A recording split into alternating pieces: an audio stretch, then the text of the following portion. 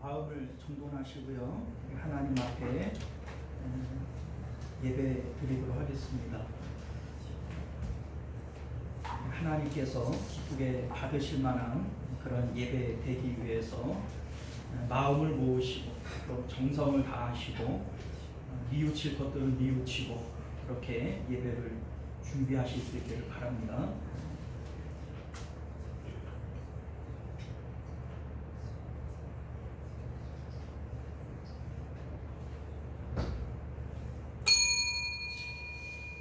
네, 우리 다 같이 묵도하심으로 7월 27일 주일 오전 예배 우리 하나님 앞에 드리도록 하겠습니다. 우리 다 같이 묵도하십니다.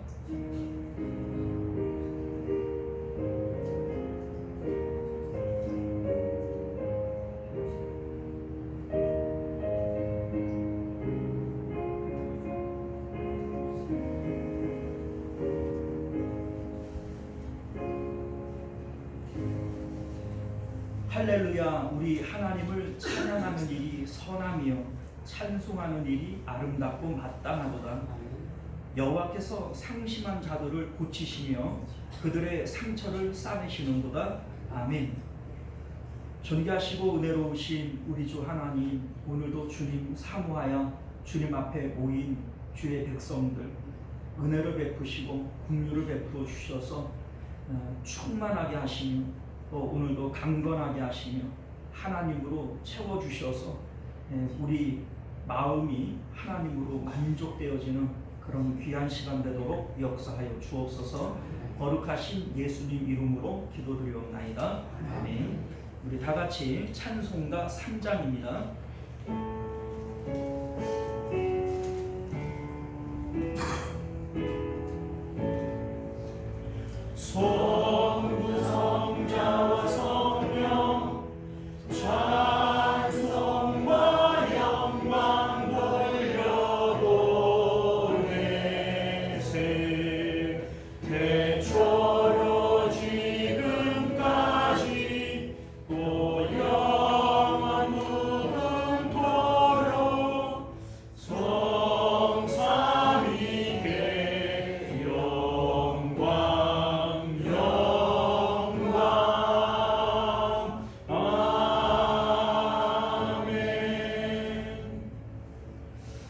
시간은 우리 한 주간의 삶을 되돌아보면서 예배하기에 합당치 못한 우리의 언행 심사가 있고 또 그러한 죄들이 하나님과 우리 사이에 막힘이 되어지겠거든 우리 참회의 기도로 청결한 마음 가지고 하나님 만나는 복된 예배 되게 하옵소서. 우리 함께 기도하실 수 있기를 바랍니다.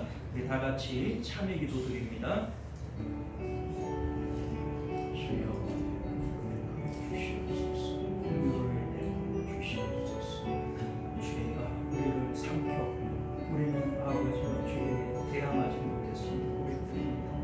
너희가 죄와 싸우되 피 흘리기까지 싸우지 않겠다 주님 말씀하시는 우리 하나님, 우리는 부끄럽습니다. 죄와 우리가 아버지를 피 흘리기까지 싸우지를 않고 아버지 그렇게 대항하려고도 하지 않았습니다. 믿음을 버리는 우리를 용서하여 주옵시고 다시 뉘우치는 마음으로 주 앞에 서게 주옵소서. 너희는 여호와를 만날 만한 때에 찾으라. 가까이 계실 때에 그를 부르라. 악인은 그의 길을, 불의한 자는 그의 생각을 버리고 여호와께로 돌아오라. 그리하면 그가 긍휼히 여기시리라. 우리 하나님께로 돌아오라. 그가 너그럽게 용서하시리라. 아멘. 우리 사도신경 우리 함께 고백드립니다. 전능하사 천지를 만드신 하나님 아버지를 내가 믿사오며 그 외아들 우리 주 예수 그리스도를 믿사오니 이는 성령으로 잉태하사 동정녀 마리아에게 나시고 본디오 빌라도에게 고난을 받으사 십자가에 못 박혀 죽으시고 장사한 지 사흘 만에 죽은 자 가운데서 다시 살아나시며 하늘에 오르사 전능하신 하나님 우편에 앉아 계시다가 저리로서 사는 자와 죽은 자를 심판하러 오시리라. 성령을 믿사오며 거룩한 공예와 성도가 서로 교통하는 것과 죄를 사하여 주시는 것과 몸이 다시 사는 것과 영원히 사는 것을 믿사옵나이다. 아멘. 찬송가 440장입니다.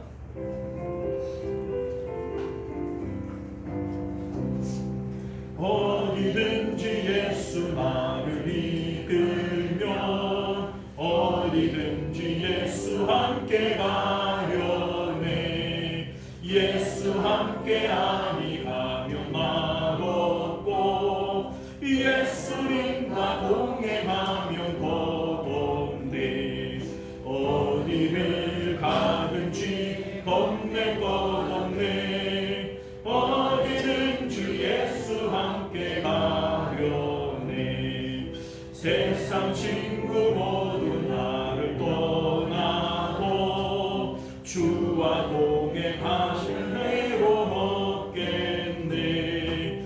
가는 길이 위태하고 험해도 어디든지 예수 함께 가려네. 어디를 가든지 겁낼 것 없네. 어디든지 예수 함께 가려네. 어느 그늘 나를 해고 살 때에 주가 함께 계심 믿고 자려네. 죽은 후에 천국에서 깨어나 예수 함께 길이 살리라. 어디를 가든지 겁낼 것 없네. 어디든지 예수 함께 가려네. 할렐루야. 네, 우리를 대표해서 최강성 집사님 기도하시겠습니다.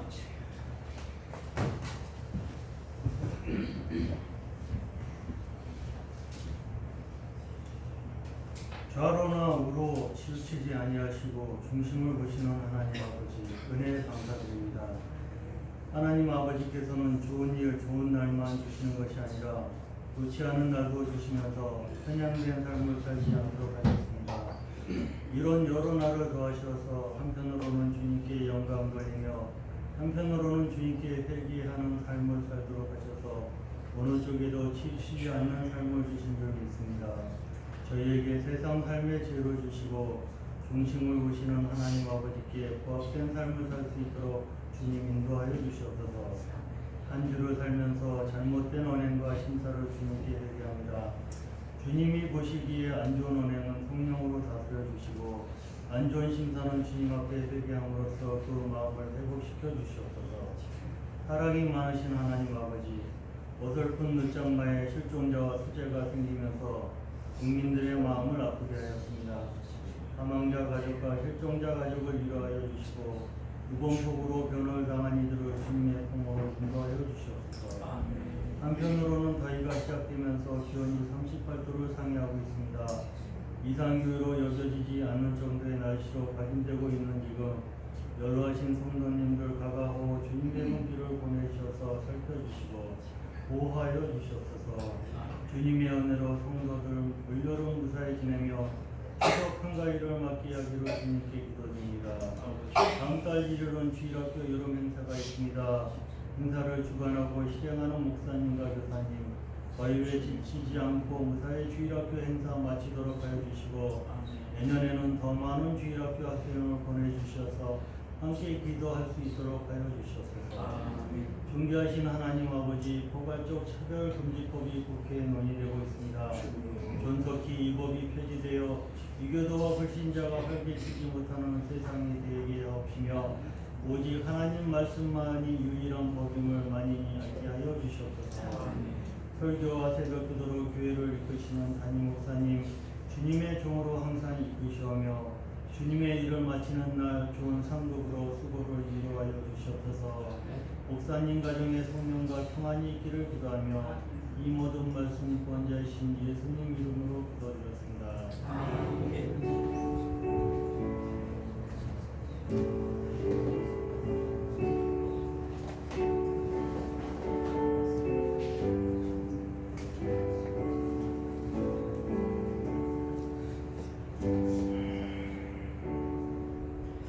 네, 감사합니다. 우리 찬송가 213장 4절 찬양 드리시면서 드려진 예물 봉헌하도록 하겠습니다.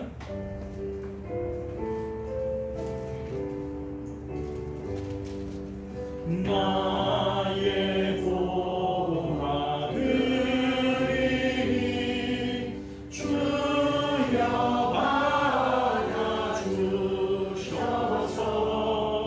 하늘 나라 위하여 주께 때로 쓰소서.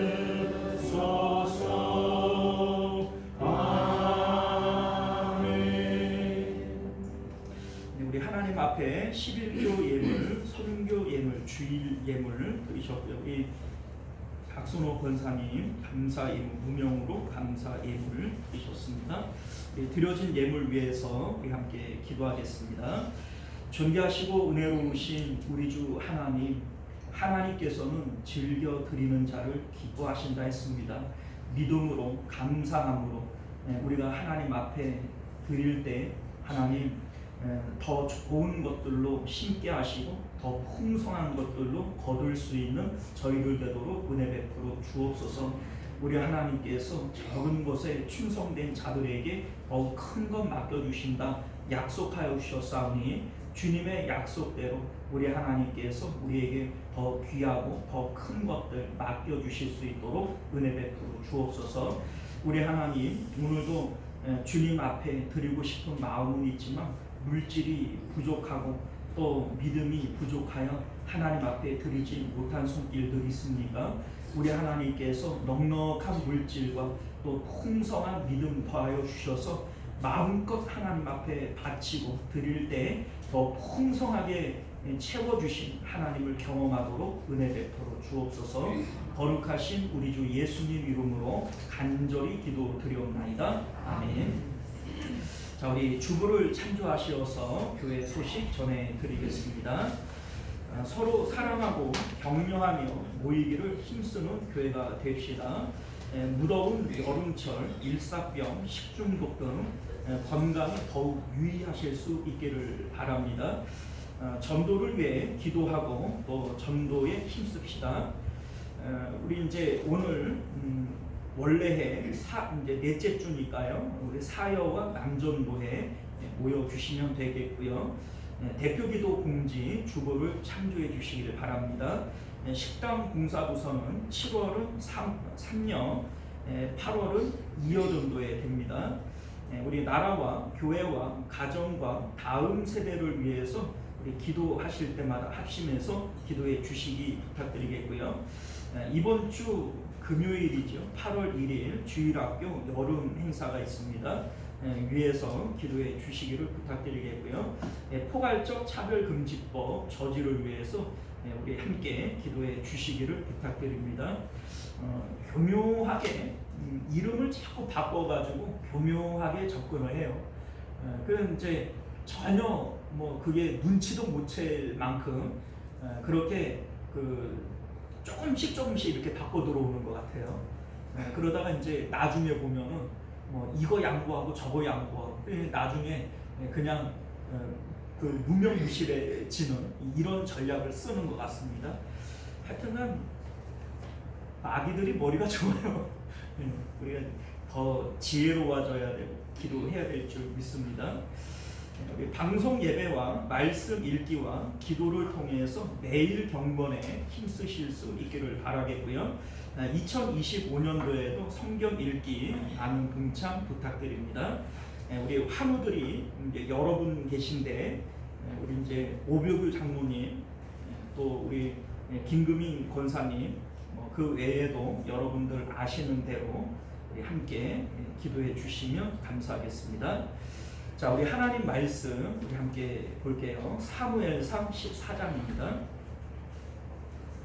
사무엘상 14장 26절에서 35절까지입니다. 우리가 지난 주일까지 창세기를 이제 50장까지 다 마쳤고요. 우리 이제 6월 달경에 우리 사무엘서를 이제 1장부터 13장까지 했거든요. 이제 14장부터 마무리 우리 하도록 이렇게 하겠습니다. 구약 성경 429페이지 사무엘상 14장 26절에서 35절까지 말씀 우리 교독하여 읽도록 하겠습니다. 백성이 숲으로 들어갈 때에 꿀이 흐르는 것을 보고도 그들이 맹세를 두려워하여 손을 그 입에 대는 자가 없었으나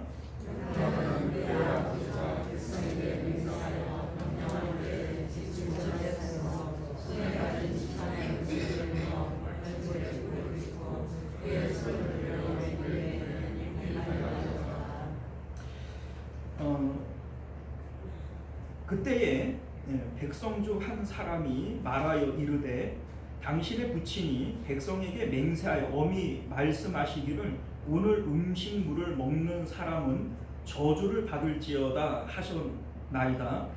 그러므로 백성이 피곤하였나이다 하니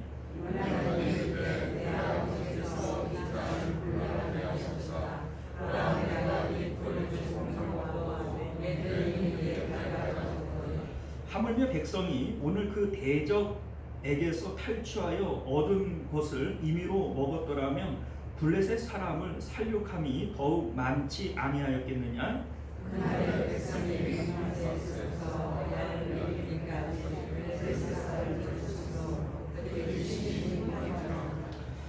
백성이 이에 탈취한 물건에 달려가서 양과 소와 송아지들을 끌어다가 그것을 땅에서 잡아 핏째 먹었더니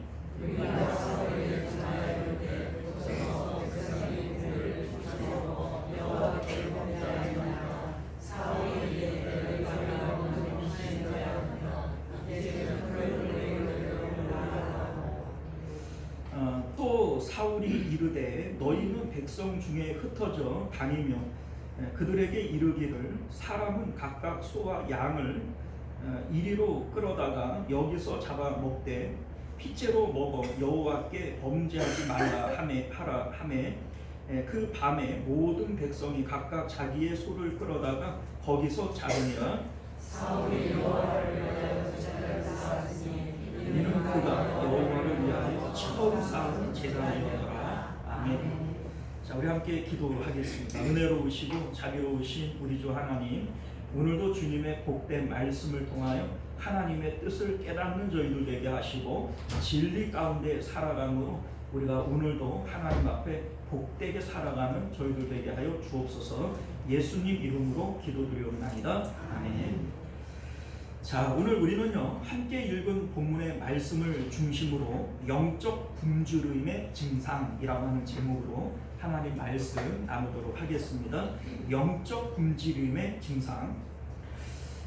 오늘 본문은요 사울에 대한 내용이 주된 내용이에요.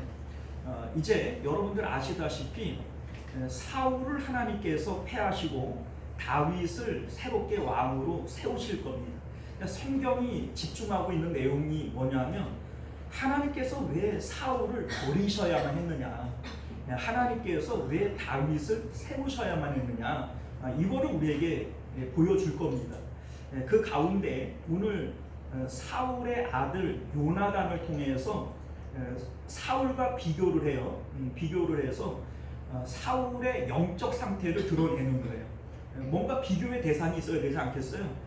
그래서 아직 이제 다윗은 등장하기 전이기 때문에 요나단과 사울을 통해서 사울의 믿음 없음을 이제 하나님께서 드러내실 겁니다. 자, 사울이 왜 왕위에서 버려질 수밖에 없었느냐? 오늘 본문을 결론적으로 말씀드린다면 하나님을 먹지 않았기 때문에 이제 사울이 버려지게 된다라고 하는 것을 말씀하고 있습니다. 하나님을 먹는다 이렇게 표현을 하니까 무슨 그런 표현이 다 있나 이렇게 여러분들이 생각하실 수 있는데 이게 지극히 성경적인 표현입니다. 우리 이제 시편 37편 3절을 보게 되어지면 다윗이 이렇게 말씀해요. 여호와를 의뢰하고 선을 행하라. 땅에 머무는 동안 그의 성실을 먹을거리로 삼을지어다. 자, 하나님의 성실을 먹을거리로 삼아라 이렇게 말씀하고 있고요. 또 8절에는 너희는 여호와의 선하심을 맛보아 알지어다. 그에게 피하는 자는 복이 있도다. 자, 하나님을 맛보아 알라 이렇게 얘기를 합니다. 자, 그러니까 하나님을 먹을거리로 삼는다라고 하는 이 표현이 제가 임의로 지어내는 표현도 아니고 성경이 이미 그렇게 말씀하고 있는 내용인 것을 믿으실 수 있기를 바랍니다.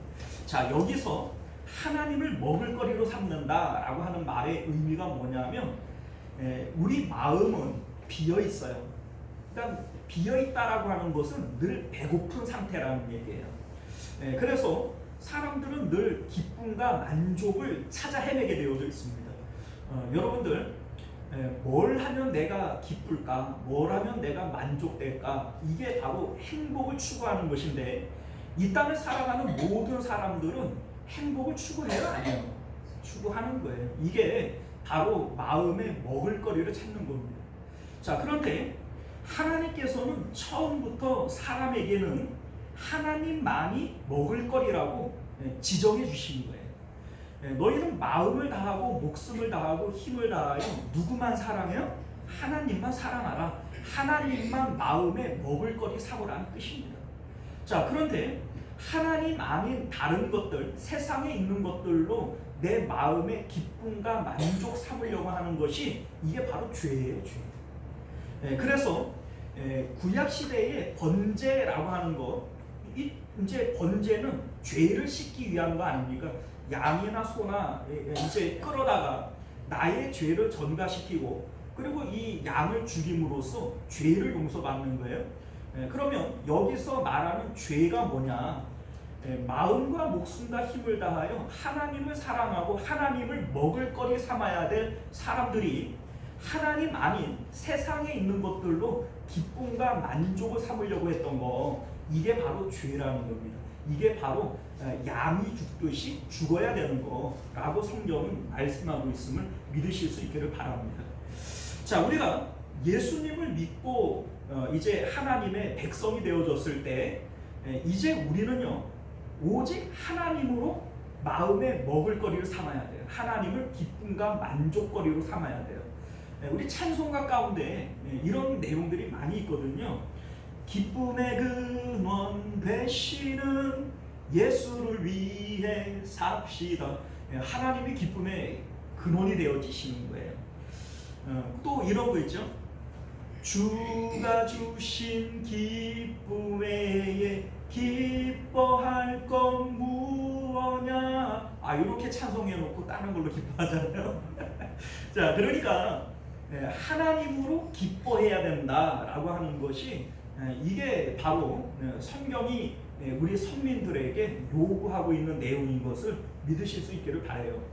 하나님으로 내 마음에 기쁨 삼고 만족 삼는 거, 이것이 하나님을 먹을거리로 삼는 거예요.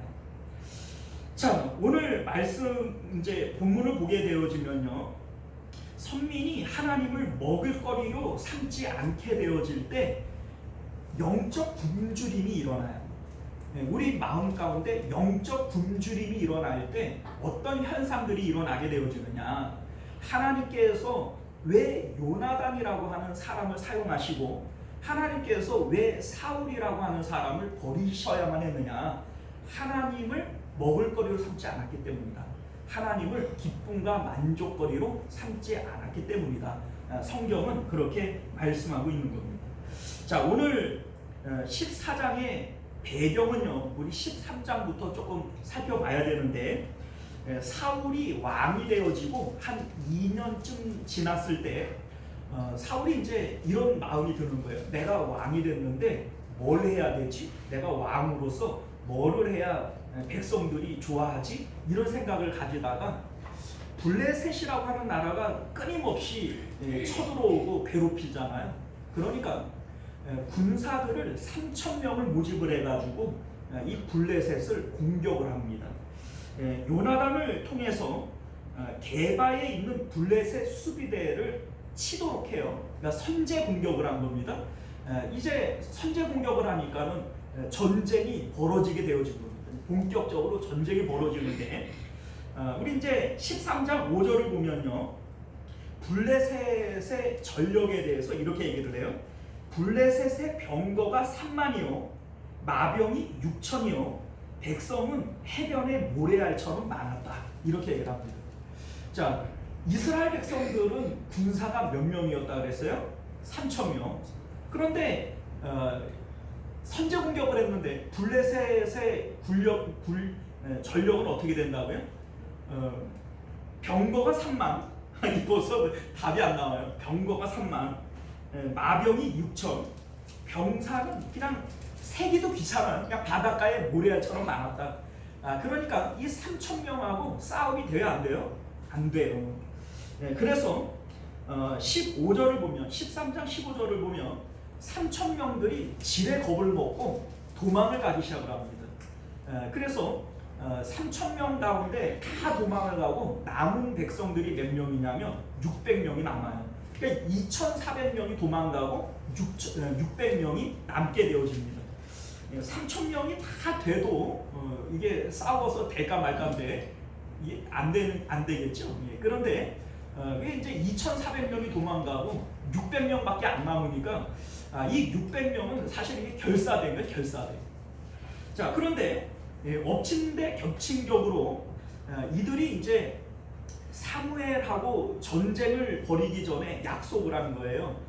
뭐 지금같이 뭐 핸드폰이 있는 것도 아니고 뭐 이렇게 하니까는 우리 이제 전쟁을 벌이기 전에 사무엘이 와가지고 제사도 좀 드려주고 기도도 좀 해주고 여호와를 좀 힘입어야 되겠습니다. 이렇게 하고 7일 후에 만나기로 약속을 했는데 사무엘이 시간이 조금 늦은 것 같아요. 많이 늦은 것 같지는 안 보이고 이제 그 사울이 제사를 드리자마자 사무엘이 온 거를 보면 그렇게 많이 늦은 것 같지는 않습니다. 자, 그런데 사무엘이 늦으니까 뭐 지금처럼 뭐 핸드폰 해가지고 어딥니까 이렇게 물어볼 수 있는 것도 아니고 뭐 언제 올지를 모르잖아요. 그런데 백성들은 이 군사들이 지레 겁을 먹고 한 명, 두 명씩 타령을 하고 도망을 가버리니까 이 사울의 마음이 조급해진 거예요. 그래서 자기가 이 번제를 드려버립니다. 그런데 번제를 드리자마자 사무엘이 들이닥치게 되어지는 거예요. 자, 그래서 우리 13장 13절 이하의 내용을 보게 되어지면 사무엘이 이렇게 얘기를 하죠. 왕이 망령되이 행하여 하나님이 내리신 명령을 지키지 아니하였으므로 여호와께서 자신의 마음에 맞는 사람을 왕으로 삼을 것입니다. 그러니까 하나님께서 사울을 버리기로 하나님께서 작정을 하신 거예요. 왕이 하나님 마음에 안 들게 했기 때문에 하나님께서 마음에 드는 사람으로 왕을 세울 겁니다. 이렇게 말씀하신 내용이 되어지는 거죠. 자, 여기에 이제 망령되이 행동을 했다 이렇게 얘기를 하는데 이게 왜 망령되냐? 뭐 번제를 월권을 했다 이거 말을 하기에 앞서서 여러분들 번제라고 하는 것이 의미하는 게 뭡니까? 번제는 내가 죽는 거예요. 내가 죽는 게 번제입니다. 자, 그런데 왜 내가 그 번제로 죽어야만 되냐면 내 마음을 다하고 목숨을 다하고 힘을 다하여서 누구 사랑해야 돼요? 하나님만으로 기뻐하고 하나님만으로 즐거워해야 돼요. 하나님을 사랑함으로 하나님을 마음에 모셔야 돼요. 이게 바로 하나님의 뜻이거든요. 그런데 하나님으로 기뻐하지 못하고 다른 것들이 내 마음에 들어올 때 이게 바로 죄가 되어져야 되는 거고 그러한 나는 죽어야 되는 거예요. 이게 번제의 의미라고요. 그런데 사울이 지금 이 번제의 의미를 생각을 한다면 지금 전쟁이 일어났고 마음은 급하고 초조하지만 그 앞에서 번제를 드리면 돼요, 안 돼요? 안 되죠. 어차피 번제라고 하는 것 자체가 자기의 죽음을 고백하는 거예요. 나는 지금 초조하고 나는 지금 두렵지만 이 두려움 앞에서 내가 죽었음을 고백하는 것이 번제의 의미라고요. 그런데 자기가 지금 이 번제를 드려버려요. 왜요? 마음의 초조함 때문에. 그러면 사실은 번제를 드리기 전에 번제를 드릴 마음 자체가 안 돼 있는 거잖아요. 그러니까 이게 망령된 거예요. 이게 왜 망령되냐? 번제라고 하는 형식이 중요한 것이 아니라 번제를 드리는 마음이 중요한 것인데 번제를 드릴 수 있는 마음의 상태가 아닌 겁니다. 이게 바로 망령되이 행한 것이다 라고 하는 것을 믿으실 수 있기를 바라요. 자, 여러분들 이 전쟁이 왜 일어났는가? 사실은 우리 이제 앞에 보게 되어지면 하나님께서 이 전쟁을 명령하지 않았어요. 사울이 자기 스스로가 이 전쟁을 일으키는 거예요. 군사들을 3,000명을 모집을 해가지고 자기가 먼저 수비대를 선제 공격을 했단 말이에요. 그런데 이 전쟁을 하나님 앞에 전쟁해도 됩니까? 물어보지도 않았고 하나님께서 전쟁해라 명령하지도 않은 전쟁이란 말이죠. 자, 그런데 물론 블레셋 사람들이 살고 있는 그 땅은 하나님께서 아브라함에게 약속해 주신 땅이고, 그러니 그 블레셋 사람들을 쫓아내야 되는 것은 맞는 얘기예요. 그런데 지금 여기서 뭐가 문제가 되어지냐면 지금 사울이 전쟁을 일으킨 것이 하나님을 기뻐해서 하나님의 뜻을 따라서 전쟁을 하고 있느냐, 아니면 이 전쟁이 아무리 하나님께서 주신 땅이라고 할지라도 다른 기쁨을 가지고 이 전쟁을 하느냐, 요게 차이가 있는 거예요. 사실 오늘날 우리들이 아무리 하나님의 뜻이라고 할지라도 하나님으로 기뻐하지 못하고 하나님의 일을 하는 것은 하나님이 원하시는 일이 아닙니다. 자, 우리 이제 그 15장에 가면은 이런 말씀이 있잖아요. 순종이 뭐보다 낫고? 제사보다 낫고. 자, 왜 순종이 제사보다 낫냐면요, 하나님께서는 우리가 뭘 해서 하나님이 기뻐하시거나 우리가 뭘 이루었기 때문에 하나님이 기뻐하시는 게 아니에요. 하나님이 원하시는 것은 나라고 하는 존재를 원하시는 것이지, 하나님께서 뭘 우리가 해서 하나님께서 기뻐하는 게 아니라는 겁니다. 그러니까 순종이 제사보다 나은 거예요. 제사라고 하면 뭔가를 해서 하나님이 기쁜 것이 아니라 우리 마음이 하나님께 있고 하나님으로 기뻐할 때 순종이라고 하는 게 나오잖아요. 그러니까 하나님으로 기뻐하는 나를 원하시는 것이지 뭘 하는 것을 원하시는 것이 아니라는 겁니다. 자, 그러니까 전쟁이라고 하는 것이 그 땅을 하나님께서 아브라함에게 약속해 주신 거니까 전쟁하는 것이 맞지요. 맞지만은 지금 이 전쟁이 사울이 하나님으로 기뻐해서 하나님의 뜻을 따라서 이 전쟁을 하는 거냐, 아니면 이 전쟁을 통하여 사울이 뭔가 다른 것에 지금 기뻐하고 있는 거냐, 뭐예요? 이 전쟁을 함으로 인해서 백성의 인기를 얻고 싶은 거예요. 내가 왕이니까 전쟁을 하는 것이 맞다라고 생각해서 하는 거예요. 그러니까 이 전쟁은 하나님이 기뻐하는 전쟁이 아닌 거죠. 자, 그런데 오늘날 우리들도 사실은 마찬가지예요. 우리가 예배를 드리고 있잖아요.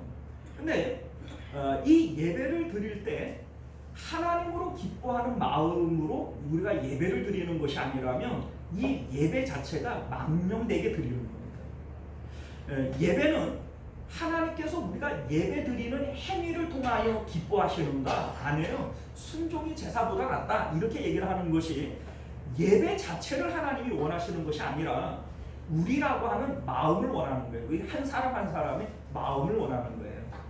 그러니까 내가 하나님으로 기뻐하고 하나님으로 만족하고 하나님을 사랑하는 마음으로 내가 예배를 드릴 때 이 예배가 하나님이 기뻐하시는 예배요, 복 주시는 예배가 되어주는 것이지, 예배라고 하는 행위 자체를 하나님께서 원하시는 것이 아니다 라고 하는 것을 믿으실 수 있기를 바랍니다.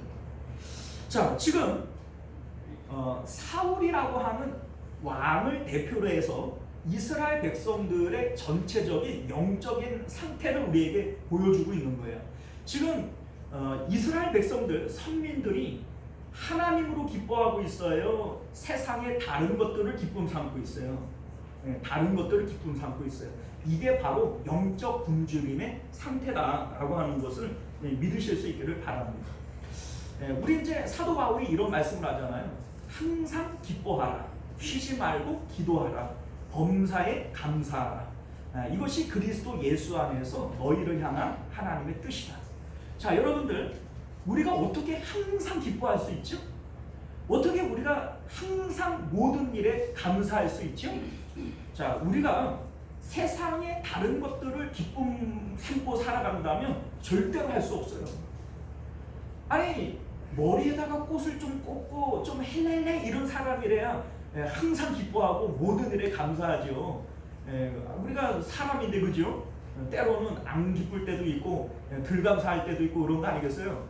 자, 그런데 하나님을 내가 마음의 먹을거리로 삼고 하나님으로 기뻐하려고 한다라고 하면 우리는 언제나 어떤 상황에서든지 기뻐하고 감사할 수 있어요. 성경이 우리에게 항상 기뻐하고 모든 일에 감사하라고 얘기를 하는 것은 하나님을 우리 마음의 먹을거리로 삼으라는 얘기입니다. 하나님으로 기뻐하려고 하고 하나님으로 감사하려고 할 때 우리는 기뻐하지 못하고 감사하지 못할 일이 없음을 얘기하고 있음을 믿으실 수 있기를 바랍니다. 자, 이제 사무엘은 이제 사울에게 말하고 떠났어요. 떠나고 이제 그 사울과 600명의 군사들만 남아있는 상태에서 블레셋 사람들과 대치하고 있는 상황이에요. 자, 그런데 이 내용을 보면 참 웃긴 것이 3,000명 중에서 2,400명이 도망가고 600명이 남아있어요. 자, 그러면 여러분들 2,400명이 정상이에요? 600명이 정상이에요? 아니, 병거가 3만 대고 마병이 6,000명이고 병사들은 바닷가에 모래알처럼 많아요. 3,000명이 다 있다고 얘기를 할지라도 싸움이 돼요, 안 돼요? 안 돼요. 처음부터 싸움이 안 돼요. 그러니까 도망간 2,400명이 지극히 상식적이고 머리가 돌아가는 사람들이고 600명은 이게 어떤 사람들이에요? 아, 이게 무슨 똥배짱으로 남아있나 이런 생각이 드는 거예요. 자, 그런데 이 600명의 이 남아있는 사람들이 그냥 남아있는 게 아니에요. 우리 3절을 보면 아이야라고 하는 제사장이 에봇을 입고 전쟁 중에 참여하고 있어요. 법계도 그 전쟁 중에 참여하고 있어요. 자, 그러니까 이 600명이 똥배짱으로 남아있는 거예요? 믿음으로 남아있는 거예요? 왜 믿음으로 남아있는 거예요? 우리 이제 자기들 생각에는 하나님께서 함께 하시면 600명을 가지고도 이 전쟁에서 이기게 할 수 있다라고 하는 나름대로의 믿음이 이들에게 있는 겁니다. 사실 우리가 따지고 보면 기도는 300명을 가지고도 전쟁에 승리를 했잖아요. 그러니까 600명 이거 가능하다 이런 생각을 이들이 갖고 있다라고 하는 것이죠. 자, 그런데 이게 분명히 믿음이고 이들이 믿음으로 남아있는 것은 맞지만 그냥 딱 여기까지예요. 그냥. 왜 그러냐면 그 오늘 말씀을 보게 되어지면 믿음의 역사가 나타나질 않는 거예요. 왜 그런가? 우리 이제 그 뒤에 보게 되어지면 요나단이라고 하는 사람을 통하여 하나님께서 역사하시거든요. 600명 가운데 요나단이라고 하는 한 사람을 통하여 하나님께서 일하신다는 거예요. 그러면 지금 이 600명도 사람의 많고 적음에 관계없이 하나님께서 하시면 된다라고 하는 믿음이 있어요, 없어요? 있어요. 그런데 왜 이들을 통하여서는 역사하지 않고 요나단을 통하여 역사할까? 이들의 믿음을 비교를 해보면 이유를 알 수 있죠. 자, 요나단이 가지고 있는 믿음이 뭘까? 자, 6절을 보면요, 우리가 이 할례 받지 않은 자에게로 건너가자 여호와께서 우리를 위하여 일하실까 하노라. 여호와의 구원은 사람의 많고 적음에 달리지 아니하였느니라. 이렇게 말씀하고 있어요. 자, 사람의 많고 적음에 달려있지 않다. 이 마음은 600명과 요나단이 동일하게 갖고 있는 믿음이에요. 사람의 많고 적음에 하나님의 구원이 달려있는 거 아니다. 이 마음은 똑같이 갖고 있는 이 믿음이죠, 믿음. 자, 그런데 뭐에서 차이가 나냐면 할례라고 하는 것에서 차이가 나요. 자, 이 할례라고 하는 거 우리 이제 그 뭡니까? 다윗도 골리앗과 싸울 때 요 할례를 얘기하잖아요. 이 할례 없는 것들이 할례 받은 하나님의 백성을 막 이렇게 얘기를 하지 않습니까? 자, 그런데 요나단도 동일한 말을 하고 있는 거예요. 할례라고 하는 것을 얘기하고 있어요. 자, 600명들도 똑같이 할례를 받았는데 할례의 마음이 이들에게는 없었던 거예요. 자, 이 할례의 마음이라고 하는 것이 무엇이냐면 우리 창세기 17장 1절을 보면 하나님께서 할례를 명령하실 때 아브라함에게 나타나서 이렇게 말씀하세요. 나는 전능한 하나님이라 너는 내 앞에 행하여 완전하라. 이렇게 말씀하십니다. 자, 우리가 하나님 앞에서 어떻게 해야 완전할 수 있을까요? 우리가 완전할 수 있는 길이 있나요? 네, 믿음으로 완전할 수 있어요. 그러니까 믿음으로 행하는 것만 완전한 거예요. 자, 그러니 하나님께서 뭐라고 말씀하시냐면 내가 전능한 하나님이니까 너는 내 앞에서 믿음으로 행해야 된다. 그래야 네가 완전한 것이다. 이렇게 말씀하는 것과 동일한 것이죠. 그러니까 믿음으로 행하면 전능하신 하나님을 만날 수 있다는 뜻이에요. 자, 그런데 이 할례의 의미가 뭐냐면 영적인 의미가 있지 않겠어요? 할례의 영적인 의미, 이것을 우리 이제 사도 바울이 이제 말씀을 하는데 사도 바울이 이런 얘기를 하잖아요. 할례는 몸에 하는 게 아니라 어디에 해요? 마음에 해요. 자, 그러면 마음의 할례가 의미하는 게 뭐냐? 이 마음의 할례가 본래 할례의 의미인 거예요. 자, 골로새서 2장 11절을 보게 되어지면 사도 바울이 이런 말씀을 해요.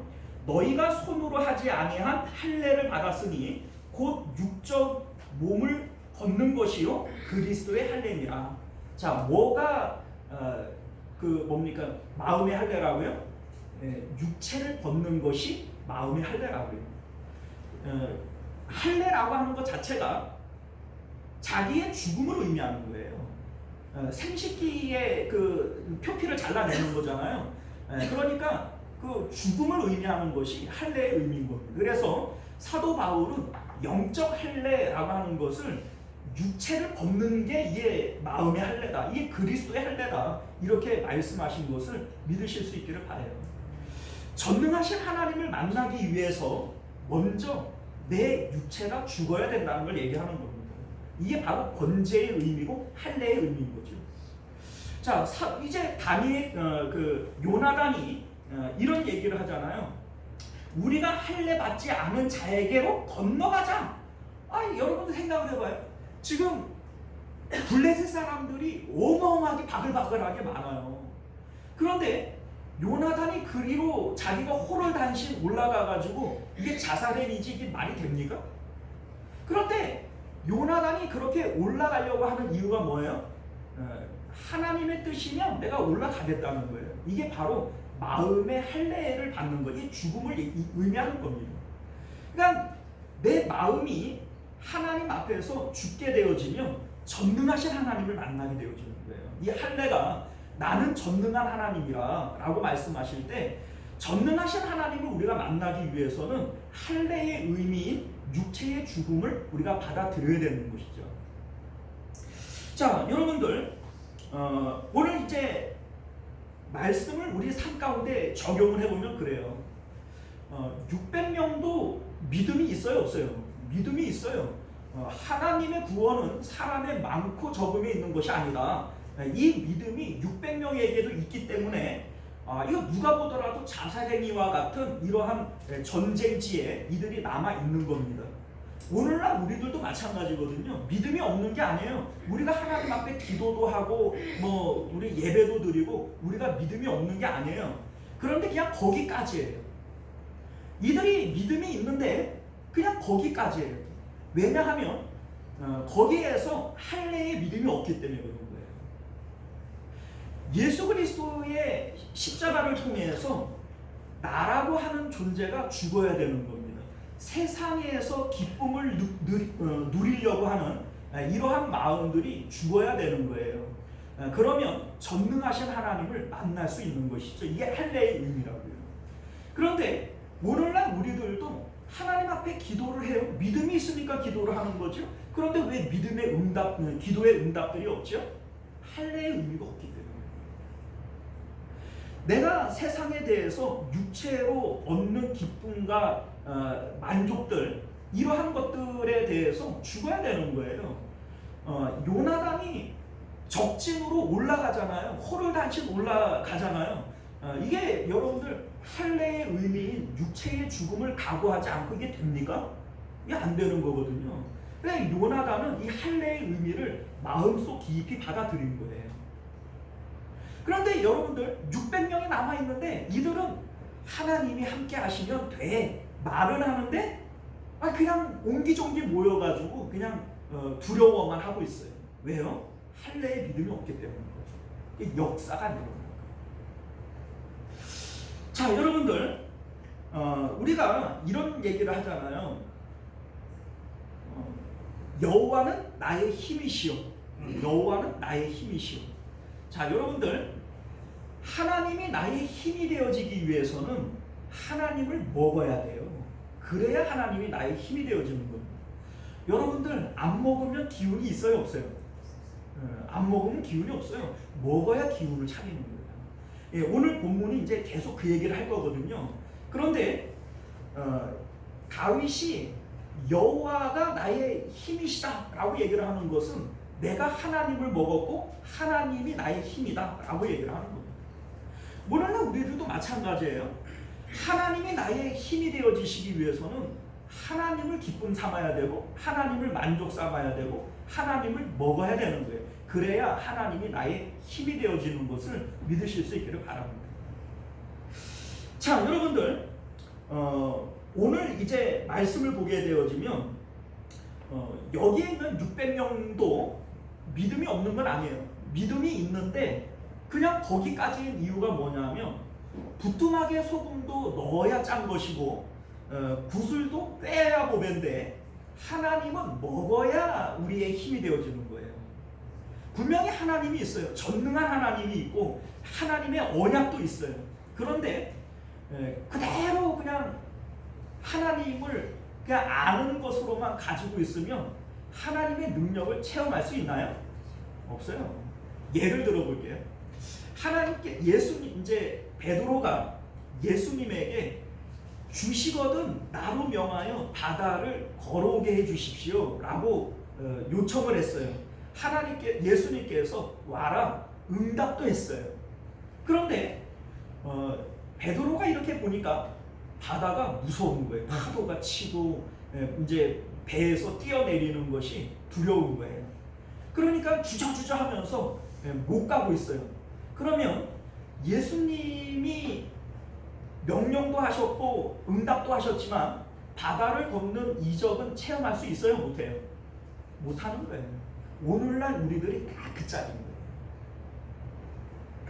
하나님은 분명히 우리에게 하나님은 전능하신 하나님이에요. 분명히 능력이 있고 또 우리에게 기도하면 응답해 주시겠다는 약속도 해주셨어요. 우리도 기도를 하거든요. 그런데 언제나 주저주저 하면서 할례의 믿음을 못 갖는 거예요. 육체의 죽음을 인정하지 못하고 요나단처럼 죽음을 각오하고 올라가지 못하는 거예요. 그러니까 600명도 똑같은 요나단과 똑같은 여호와의 구원은 사람의 많고 적음에 있는 것은 아니다. 요 믿음은 있지만 그 믿음을 현실로 나타내지를 못하는 거죠. 왜요? 할례 믿음이 없습니다. 오늘날 우리들이 다 거기에 머물러 있는 거예요. 자, 그런데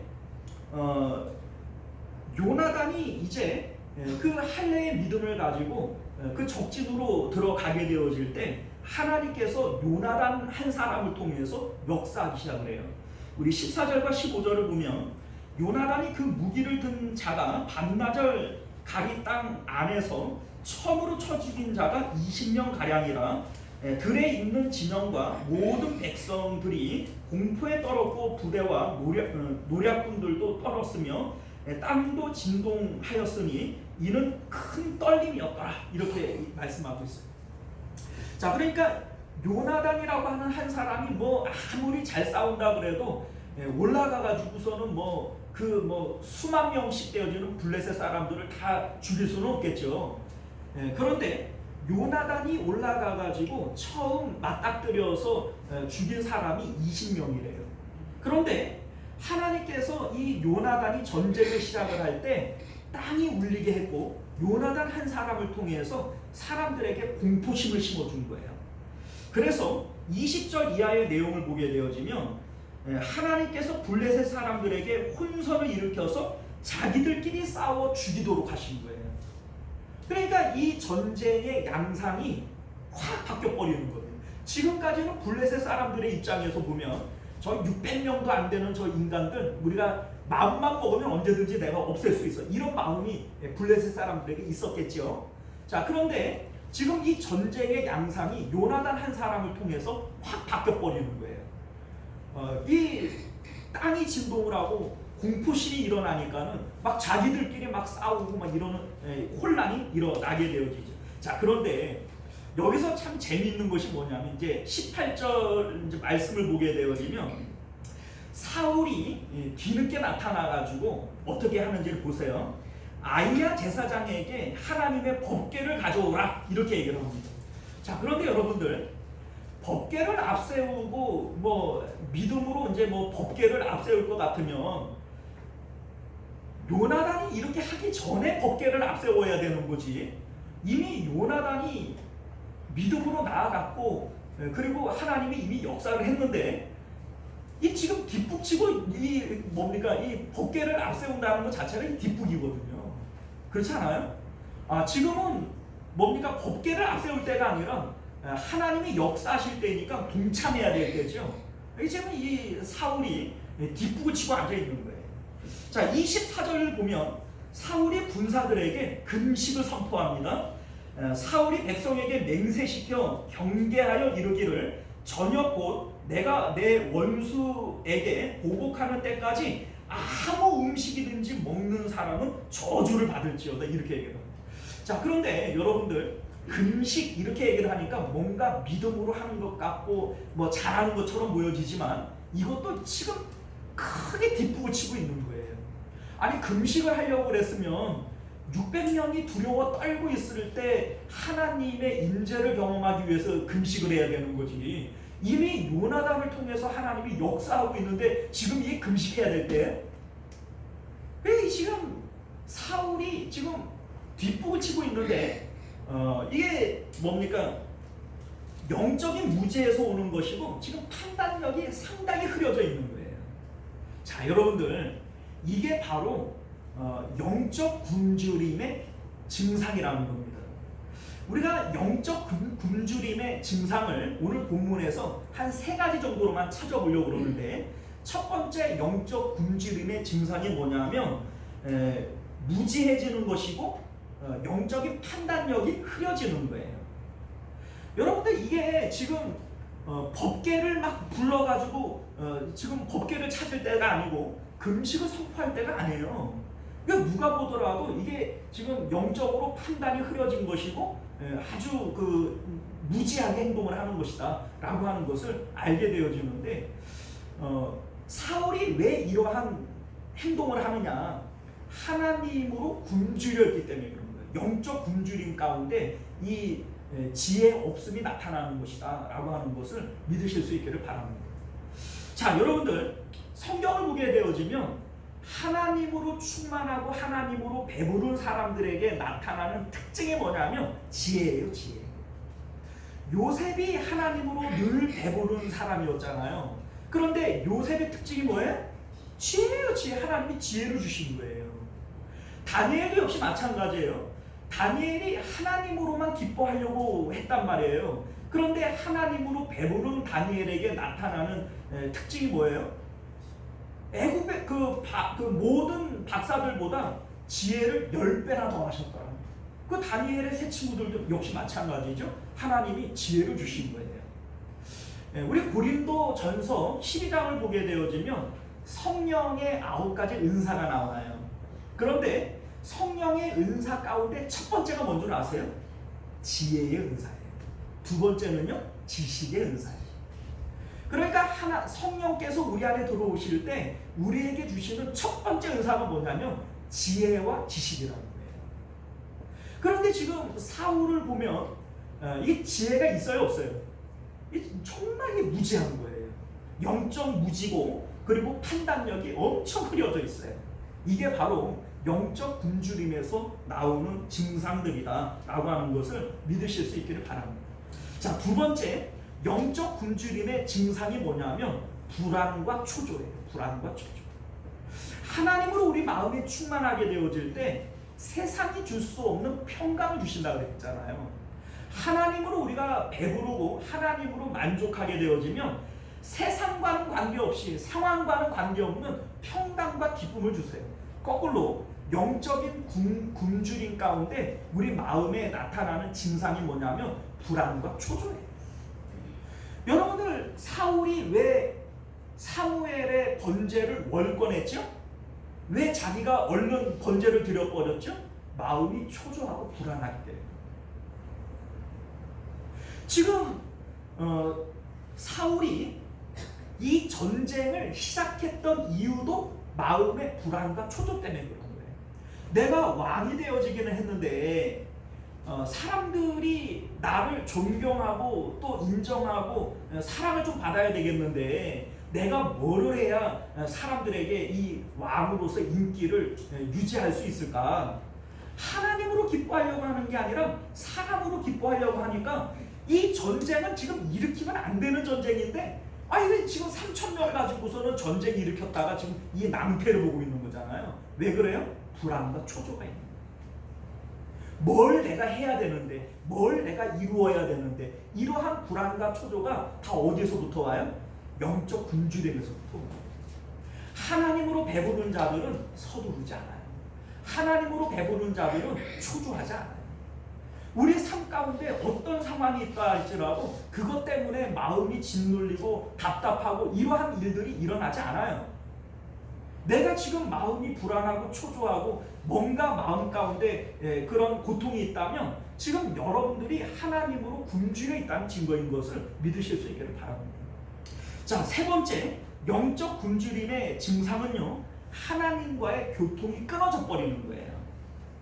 우리 37절을 보게 되어지면 사울이 하나님께 묻자오되 내가 블레셋 사람들을 치격하오리까 주께서 그들을 이스라엘의 손에 넘기시겠나이까 하되 그날에 대답하지 아니하는지라.